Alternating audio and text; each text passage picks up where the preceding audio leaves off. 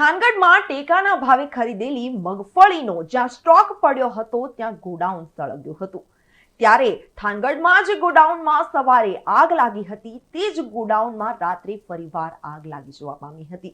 પુરાવાનો નાશ કરવામાં અસફળ રહેલા લોકોએ ફરી આગ લગાવી હોવાની આશંકા સેવવામાં આવી રહી છે।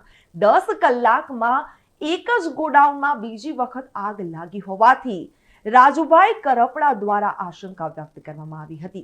અહેવાલ રાજુદાન ગઢવી સાથે ઉદયસિંહ ચાવડા, ચક્રવાત ન્યૂઝ, સુરેન્દ્રનગર। નમસ્કાર, હું રાજુ કરપડા। થાનગઢના જે સવારે સમાચાર મળ્યા કે મગફળી ભરેલા ટેકાના ભાવે મગફળી ખરીદાયેલી હતી, એ મગફળી ભરેલા ગોડાઉનમાં આગ લાગી, જેમાં સીસીટીવી કેમેરા નહોતા। ખરેખર નિયમ મુજબ સીસીટીવી કેમેરા રાખવાના જે નહોતા, ત્યાં ફાયર સેફટીના સંસાધનો નહોતા।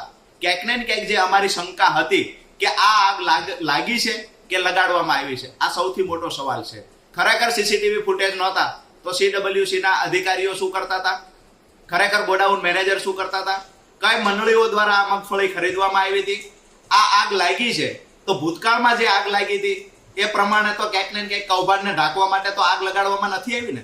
આ અમે સવારે સવાલો કરતા હતા। અત્યારે તાજા સમાચાર મળ્યા છે કે થાનગઢની અંદર જે ગોડાઉન સવારે સળગ્યું હતું, બપોરે 1 કલાકે ગોડાઉનની આગ પર કાબુ મેળવવામાં આવ્યો।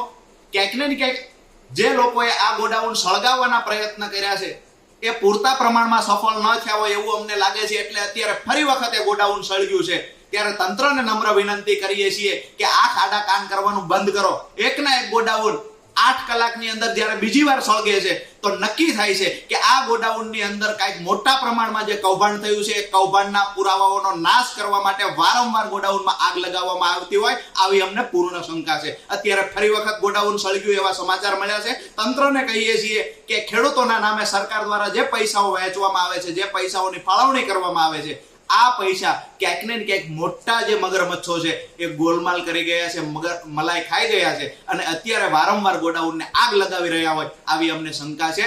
આ તાજા સમાચાર મળ્યા છે। તંત્રમાં જો પ્રમાણિકતા બચી હોય તો તાત્કાલિક ધોરણે ફરી વખત અત્યારે રાતના લગભગ 7:50 થઈ છે, ગોડાઉનમાં ફરી વખત આગ લાગી છે। તંત્રમાં જો થોડી પણ શરમ બચી હોય તો જવાબદાર લોકો પર કાર્યવાહી કરવામાં આવે અને ખરેખર વારંવાર ગોડાઉનમાં આગ શા માટે લાગે છે એની પણ તપાસ કરવામાં આવે। આભાર।